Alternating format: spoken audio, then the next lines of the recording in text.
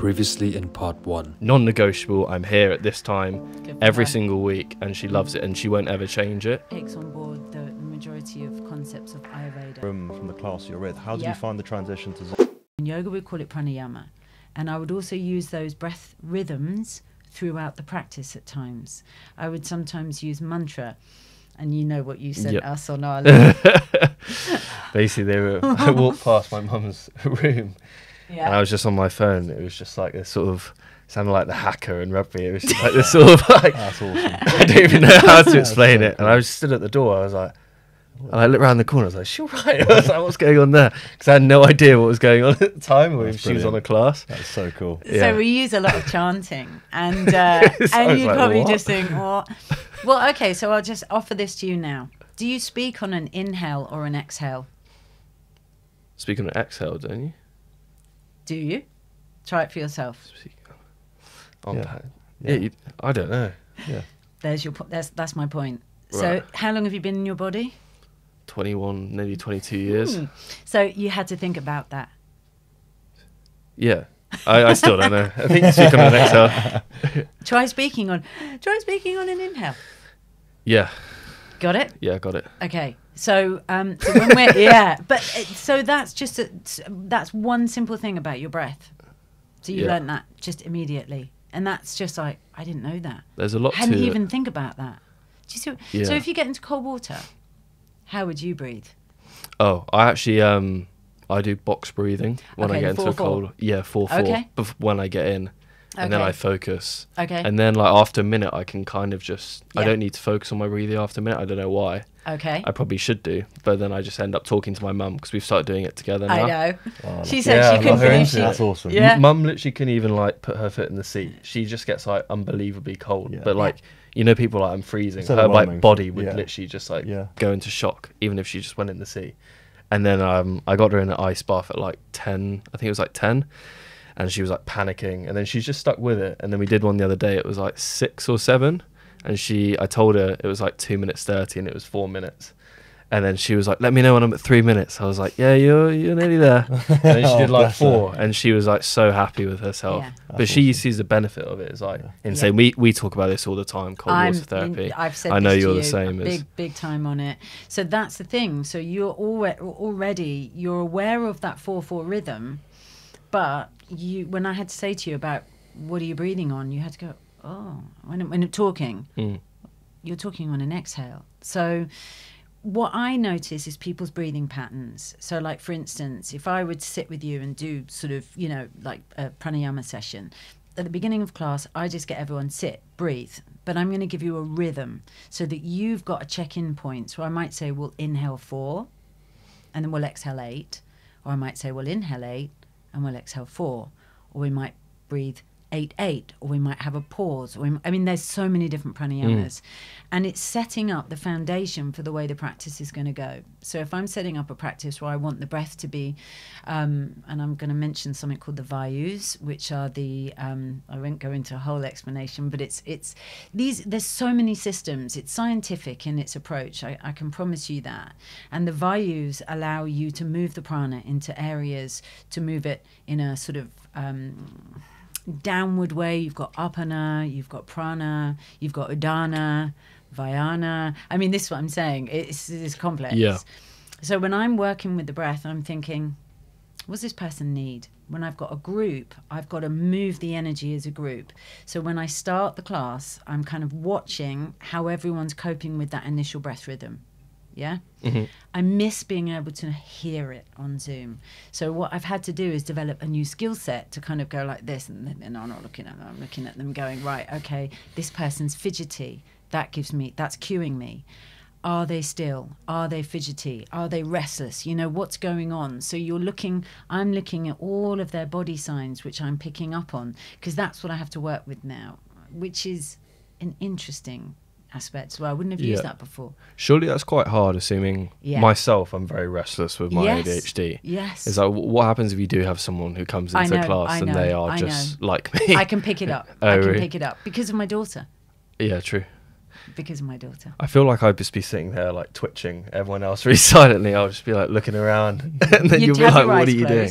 you'd have your eyes closed. That's a precursor. Sit, close your eyes, because these are feeding straight into your brain. You know, it's your eyes are like part of your brain that just kind of went doing and sort of popped out on stalks. So that's why these are so powerful. So therefore, close them. And sometimes it's alternate nostril breathing. So we're literally closing the nostrils, breathing in through one, closing, exhaling, different rhythms on, you know, nostril breathing. And they're so used to it now in my classes, they don't question it, because most of the people in my classes have been there 10, 15 years, and they're really good at their breath work now. It hasn't been a thing, you know, it's just been there, you know, 5-10 minutes. Then we'll pick up in the practice. Right now, in this posture, you're going to move in on a 4 count, and you're going to move out the posture on an 8 count. So that for the people who maybe get quite frozen. So say, for instance, someone sat at the beginning of a class and they were quite frozen in their breath, okay? If I got them going, move forwards, move back, and breathe as you're doing it, they'd connect with the breath differently. And then sitting down, oh, I can do that now. So they've used their body as the vehicle to get to their breath. So each person is different. So asana postures and all the sequences are designed in such a way to keep the prana moving. So no matter who you are, you next to your mum, you'll hopefully all be getting something from that practice in different ways.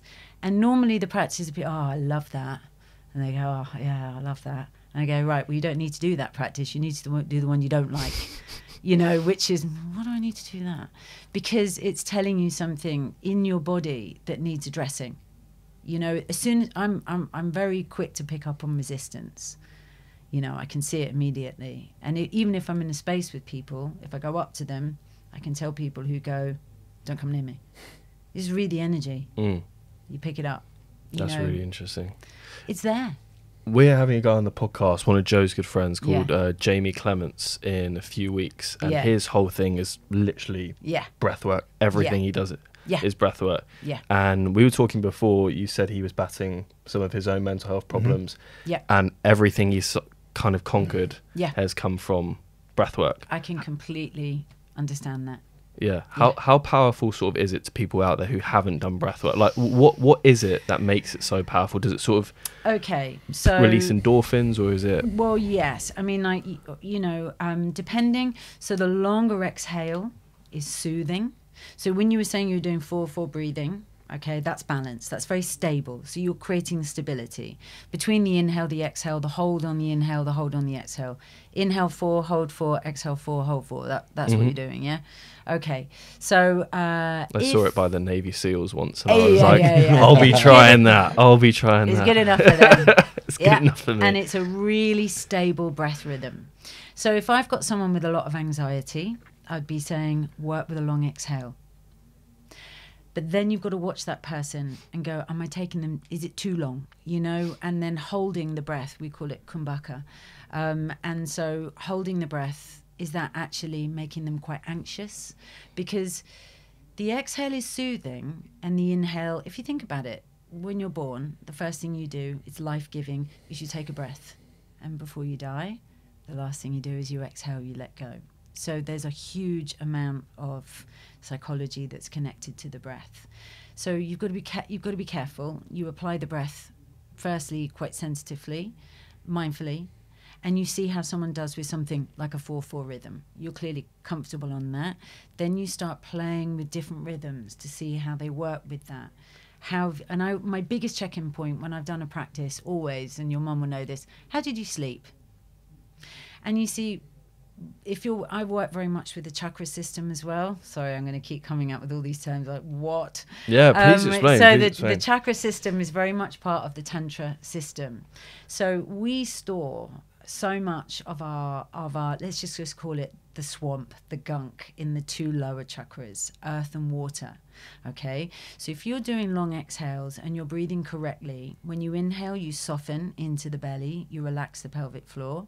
When you exhale, you draw the pelvic floor up and back. So this is a muscle, and we have something called bandhas, Jalandhara bandha, Uddiyana bandha, Mula bandha. These 3 bandhas, locks, they're known as psychic locks. Okay, so when we're working I'd be getting people moving their head, so it'll be lifting energy, dropping energy. So the body then starts to act as this container. The chakras are where 3 points of energy meet through these chakra systems. Right. So crown to tailbone. So you've got Ida, Pingala, and then Sushumna Nadi. Yeah, see? Yeah. You think, why did I ask? So then what I'm trying to do is sense, where is that person ungrounded? If I take them too deep into those lower chakras, and am I going to create too much disturbance? Do I need to bring them back up? Do I need to bring them more into fire around their navel center? Can I lift the energy? Because all the chakras are working on different frequencies. Sense the chanting. So the chanting, again, is working on different frequencies. And now you're hearing all this sound bowl and gongs. I'm sure you're aware of all this stuff that's going on. So each bowl's got a different frequency. So often the bowls are relating to different chakras. The lower and the heavier the frequency, first chakra. The higher the frequency, higher chakras. So you're getting more into the ether, the air, so the lighter up towards the crown chakra. So again, I know. It's so interesting. I didn't even need to talk. I'm just, it's amazing. I'm just listening. It's massive. And that's the reason why if you come to a class, I can't give you all this information, you know, obviously all in one go. So I'm going to go, right, let's pick an intention today. If, like, for instance, at the beginning of COVID, when people were just like, complete sympathetic overload, like terror, fear, panic, the last thing you want to do is take them high in their minds. You want to ground them, anchor them. And maybe then after a while, if people are really heavy and just like, I don't want to get up, I don't want to go out of bed, you need some fire to sort of move them. So we'd work around the navel center, practices around the navel center to propel them, something called Agni. Your mind might go, actually, it's agony, but I sort of joke like this, and I go, no, fine, stick with the Agni. It's that ability. So each chakra has an emotion. So base chakra, I am. Second chakra, I feel. Third chakra, I will. And it goes on and on up to so each chakra has an emotional center. But you don't sort of go, oh, I see a chakra and it's blue and I'm just going to focus on the blue and then I'll be cured and my throat and my thyroid issues will go. No. You know, if it was that simple, then, you know, it would be easy. But it isn't. And this is the reason why it's so important to work with a lineage, a tradition.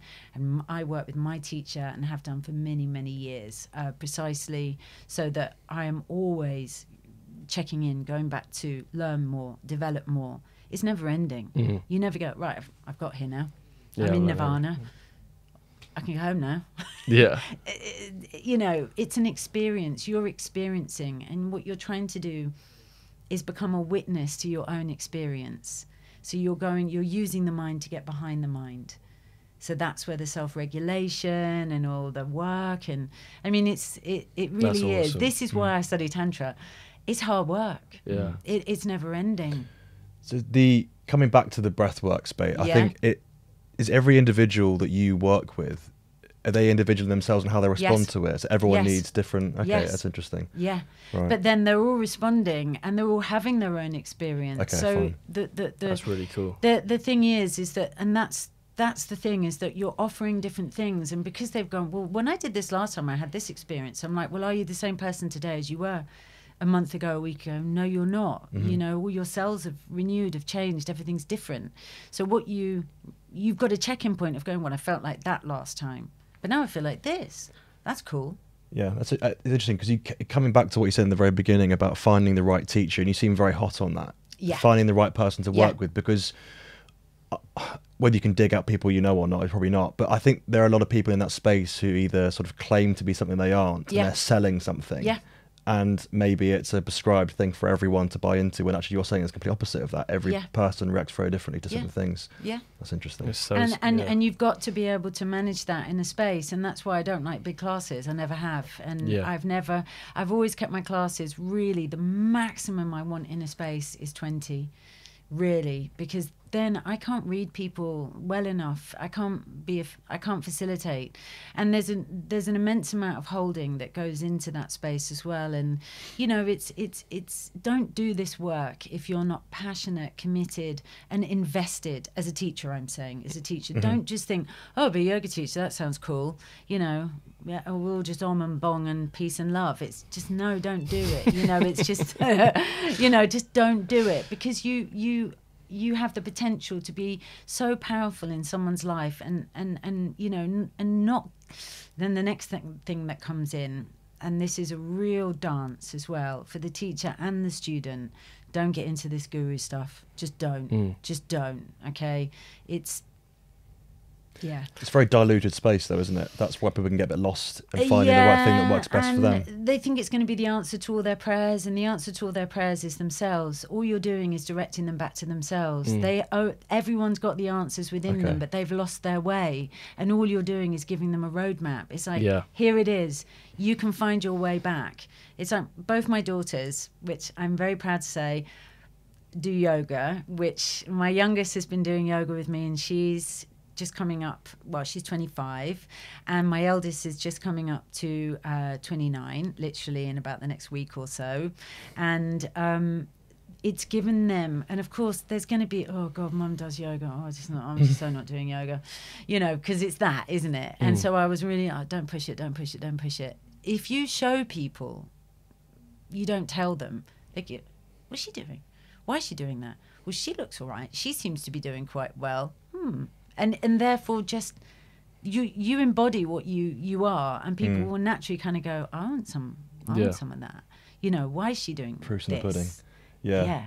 And coming back to what you said a second ago about the guru thing, don't follow on. I wanted to ask you about Jay Shetty. Do you know much about Jay Shetty? I do. I literally just saw him trending today. Right. Sorry. I do. Well, I do. It's very interesting because he's now being. People are calling him out to cancel him. Basically, people are sort of trying to get him off this space. Oh, well, because, I'm just so oblivious. And it's that he is painting himself as this sort of almighty guru type of thing, and actually, people are calling him out for being not that thing, and he's not done these things that he said he's done. He's not lived with Buddhists, monks, and in India or something. He's not lived this life. You will get caught out. Well, it comes back to bite you, because he's now sold these books, he's selling these courses, and people are going, hang on, you weren't in India at this time because you were actually at home, you were somewhere else, selling something else at the time. Yeah. So it's that, isn't it? I think there's a huge thing against the guru thing and putting someone on a pedestal. Yeah, and as a teacher, be humble. Be humble. Yeah. You know, I mean, it would have been really easy for me to turn up here today with like 1 million mala beads around my neck and like caftans and sort of waft in on a cloud of incense, and everyone go, oh, she's authentic.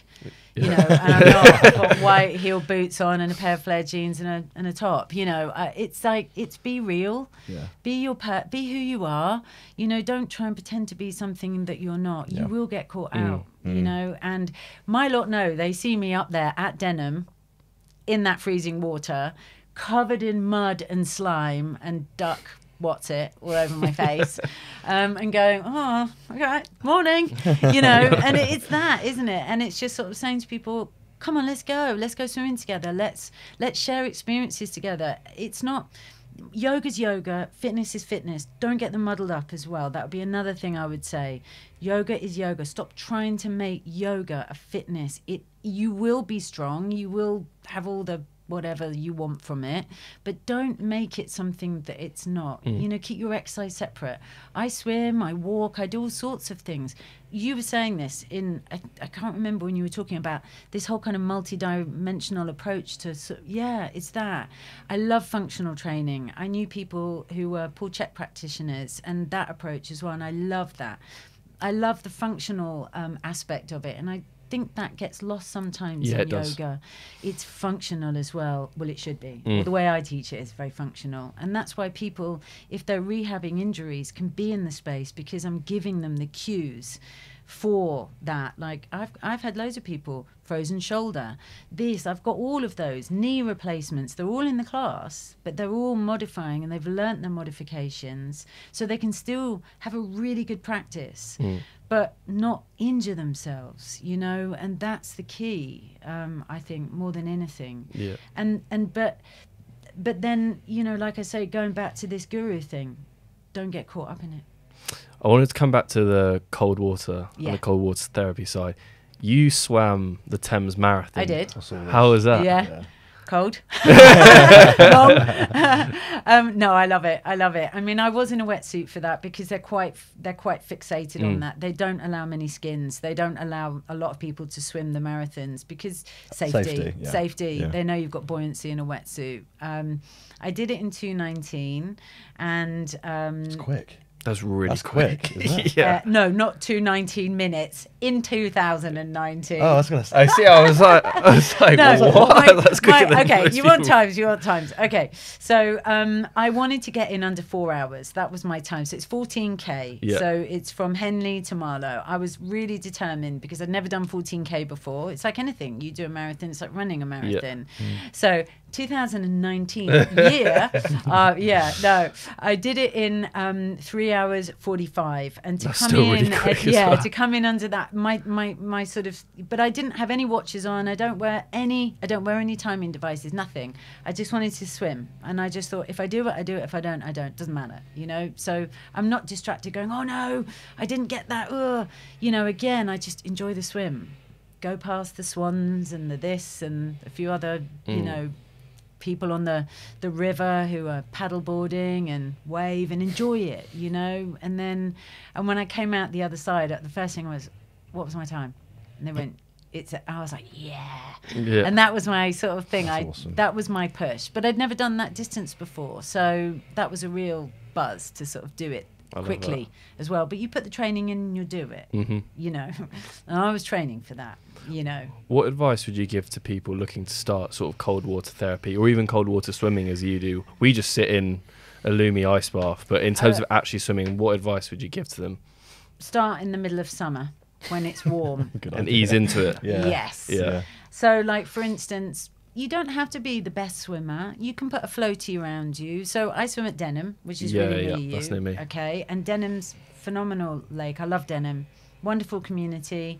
You've got triathletes, Olympic athletes, people coming. I mean, just all sorts. Everyone swims up there, and it's a big enough lake for us all to have the capacity and the space to circumnavigate one another.